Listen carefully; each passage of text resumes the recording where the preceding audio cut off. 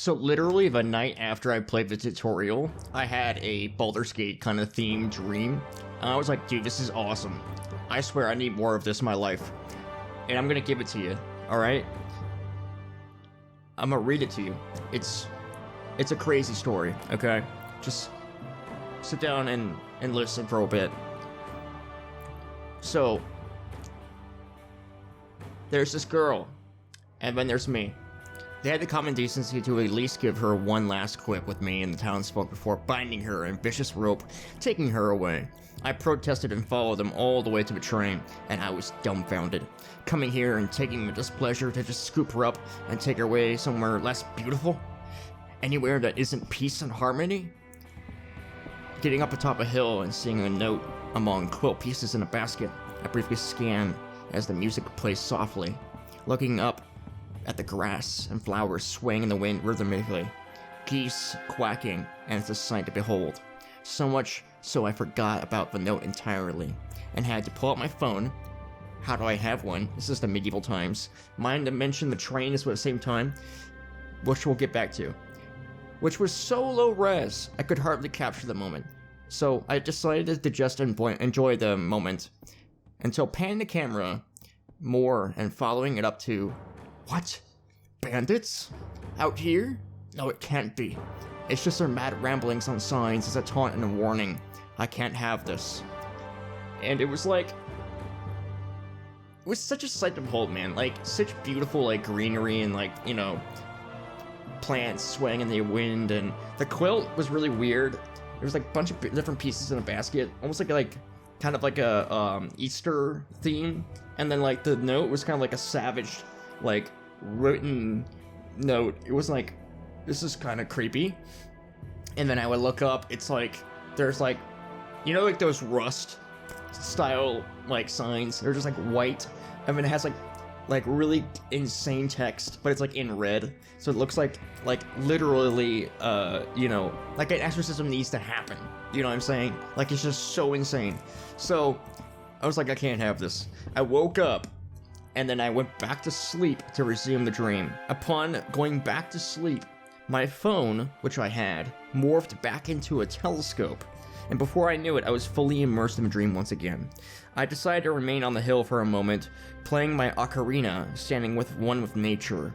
Definitely off, but I can hear all the geese in the distance. I can't see a single one. I don't know why. They were all there before, now they're all gone. Crawling back down the hill, making my way to the trail by the bandits.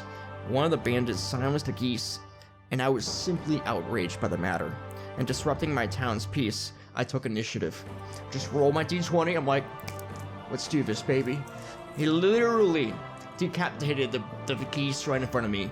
Like, just locked eyes with me and just... I was just like, in my town? You couldn't have. After this? No, give me a break. So, we have our kerfuffle. Of course I won. I take his gear, I sell it back to the town's inn, and I tell the town I'm leaving.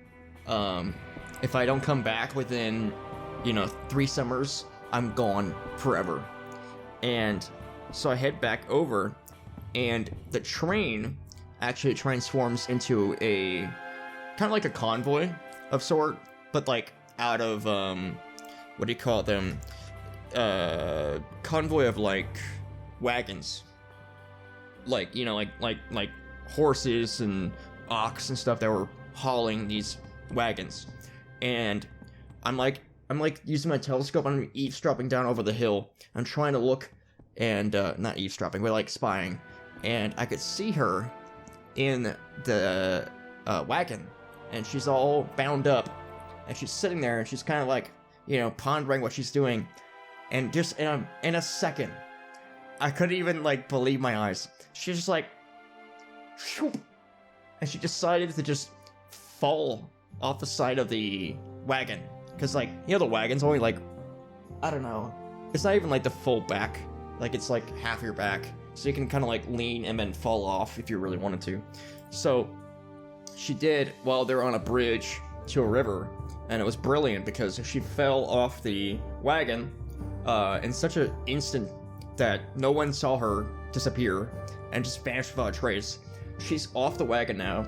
She's off the bridge, and she's falling down to this big bed of water.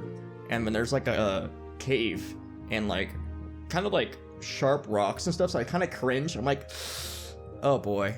And so I was like, God dang it. Okay. So I go back to the town. I'm like, I need some men. We're gonna go do a search rescue. And I'm not worried. She can definitely hold her own for like a few nights out there. She's a strong, determined woman, but she is still bound. And I think she'll probably cut it with the rock relatively easily. And I think she can make it out. But I'm just worried where she's gonna roam next.